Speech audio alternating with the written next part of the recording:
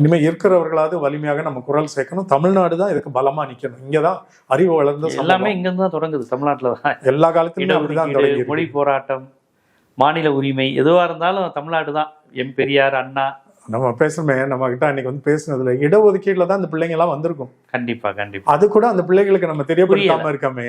அதாவது அம்மா அப்பா இடஒதுக்கீடுல பலம் பெற்றிருப்பாங்க, அவங்க முந்தின தலைமுறையே அது புரிய மாட்டேங்குது அந்த குழந்தைகளுக்கு. அதான் அழகா நீங்க Facebookல யாரோ பகிர்ந்திருந்தாங்க. ஒருத்தர், ஒரு எழுத்தாளர் போயிட்டு இருக்கும்போது ஒருத்தர், நான் இப்பதான் வாக்குப்பதிவு பண்ணிட்டு போறேன், இது எங்கப்பா வந்தேன்னு, வளைகுடா நாட்டுல இருந்து, இதுக்காக இவ்வளவு செலவு பண்ணி வந்துட்டு போறியா? ஆமா, நான் படிச்சதும் வளைகுடா நாட்டுக்கு போனதும் எங்க அப்பா என்னை அனுப்பி வச்சுட்டு இன்னைக்கு அவரு இங்க நிம்மதியா இருக்கிறதுக்கும் காரணமே இந்த இடஒதுக்கீடு தான். அதுலதான் எங்களோட 2 தலைமுறை வாழ்க்கையே மாறி இருக்கு. அதுக்காக நான் இவ்வளவு கூட பண்ணலன்னா அப்புறம் எனக்கு எதுக்கு அந்த இடஒதுக்கீடுன்னு ஒரு இளைஞன் பேசினான்னு இந்த எழுத்தாளர் பதிவு பண்ணியிருக்காரு Facebookல. இதுதானே இளைஞன்றது, விழிப்புணர்வுன்றது. அவனுக்கு சொல்லப்பட்டிருக்கு, உங்களுக்கெல்லாம் ஒன்னும் சொல்லல. இவ்வளவு நாள் நாங்க சொல்லாம விட்டுட்டோம், இனிமே சொல்லுவோம்னு எங்களுக்கு நம்ம சொல்லணும்.